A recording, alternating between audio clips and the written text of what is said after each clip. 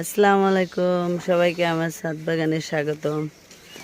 আমার ছাদ বাগানে মাশাআল্লাহ অনেক কিছুই আছে, তবে আমি গত 4 বছর ধরে ড্রাগন গাছ লাগিয়েছি।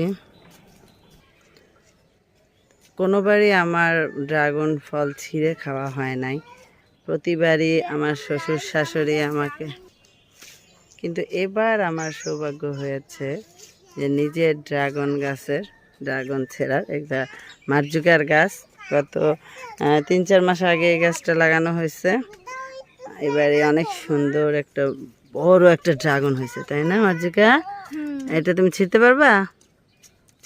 এই যে দেখেছেন, অনেক মোটা এবং বড়। হ্যাঁ, ওটা একটু ঘুরাও। আমি ছিঁড়তে পারবো।